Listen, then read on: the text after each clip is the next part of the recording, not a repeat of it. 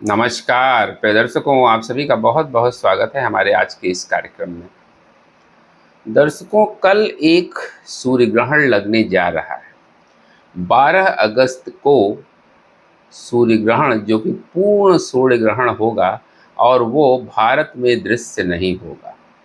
इस सूर्य ग्रहण पर हमने कई वीडियो में चर्चा भी की है कि ये सूर्य ग्रहण बहुत ही महत्वपूर्ण ग्रहण है। भले ही ये भारत में दृश्य नहीं होगा, लेकिन इसके परिणाम पूरी दुनिया पर आएंगे और उसके परिणाम आने शुरू हो गए। ये ग्रहण इतना महत्वपूर्ण क्यों माना जा रहा है? ग्रहण एक नेचुरल फिनोमिना है, ये बात सही है। ग्रहण हमेशा लगते हैं, लेकिन इस ग्रहण को इतना ज़्यादा महत्वपूर्ण क्यों माना जा रहा है? इतना महत्वपूर्ण इसलिए माना जा रहा है क्योंकि ये जो ग्रहण है वो कर्क राशि में लग रहा है और कर्क राशि में त्रिग्रही योग बना हुआ है। और जिस समय ये ग्रहण लग रहा है उस समय मीन लग्न रहेगा, यानी जलीय राशियां जो है इससे एक्टिवेटेड हो जाएंगी। जलीय राशियों में चूंकि ये ग्रहण लग रहा है जलीय राशि में, इसके कारण जो है आप देखिएगा कि जलीय आपदाएं बहुत ज़्यादा आएंगी। प्राकृतिक आपदाओं का एक दौर आपको दिखाई देगा। अभी आपने देखा कल कोलंबिया में 10 अगस्त को कितना भयंकर भूकंप आया। 7.4 की तीव्रता का वो भूकंप था और उसमें कितने लोग मारे गए और कुछ लोग घायल भी हुए। अभी उसकी पुष्टि नहीं हो पाई है कितने मारे गए कितने घायल हुए। बहुत सारे लोग उसमें जो है वो प्रभावित हुए हैं और वो भूकंप इतना तेज था कि आसपास के और कई देशों में भी उसका प्रभाव आया है। तो भूकंप इस समय ज़्यादा आएंगे क्योंकि जलीय राशि जब एक्टिवेट हो जाती है या उसमें ग्रहण लगता है तो ऐसी स्थितियां बनती ही। अगर भारतवर्ष की हम बात करें अपने देश की, तो भारतवर्ष की जो कुंडली है वो वृषभ लग्न की कुंडली है। वृषभ लग्न की कुंडली है और ये जो ग्रहण है वो कर्क राशि में लग रहा है। तो वृषभ लग्न की कुंडली के हिसाब से अगर देखें तो भारतवर्ष स्वतंत्र भारत की जो कुंडली है उसमें थर्ड हाउस में ये ग्रहण लगेगा। थर्ड हाउस जो कि पराक्रम का है, हमारे पड़ोसियों का है, उसमें ग्रहण लग रहा है और ये अच्छी सूचना भारतवर्ष के लिए नहीं है। इस बीच बहुत ज़्यादा सावधानी की आवश्यकता है। ख़ास तौर से हमने बताया भी था कि 20 अगस्त तक का जो समय है वो बहुत सेंसिटिव है और भारतवर्ष के लिए कुछ ज़्यादा सेंसिटिव है, क्योंकि थर्ड हाउस में ग्रहण लगने का मतलब ये होता है कि ये इंटरनल कॉन्फ्लिक्ट क्रिएट करेगा। भारतवर्ष में कुछ विरोधी ताकतें सक्रिय हो सकती हैं। कोई ऐसी घटना न घट जाए भारतवर्ष में जिससे लोगों को परेशानियों का सामना करना पड़े।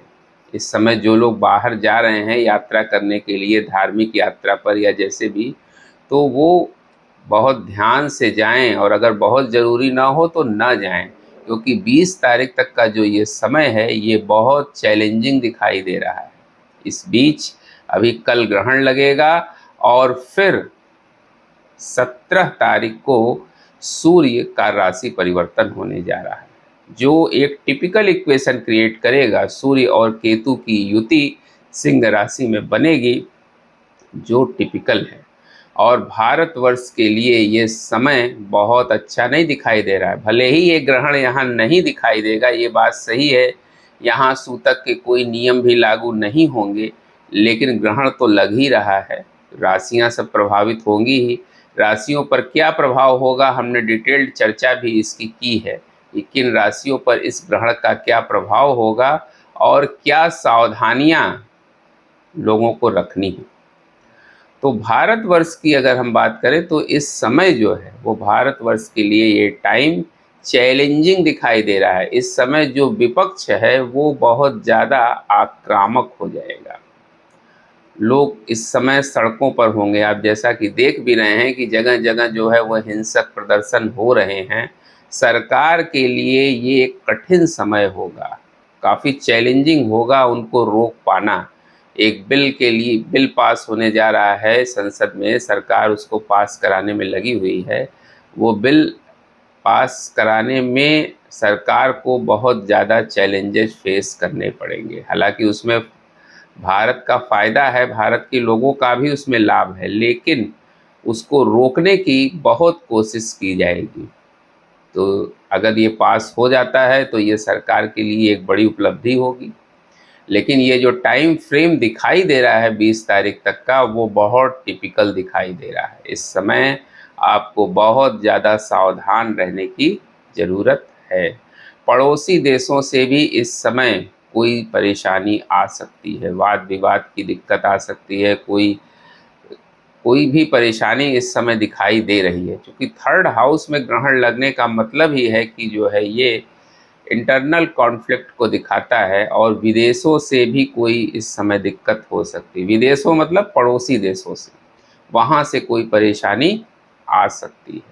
ये जो टाइम फ्रेम है वो बहुत अच्छा नहीं दिखाई दे रहा और इस समय चूँकि यात्रा पर लोग ज़्यादा निकल रहे हैं, काफ़ी लोग इस समय धार्मिक यात्रा पे निकलते हैं, तो उनको ख़ास तौर से सावधान रहना है, कहीं कोई भगदड़ वगैरह ना मच जाए या भीड़-भाड़ में कोई दिक्कत ना हो जाए, इसका विशेष ध्यान उनको रखना है।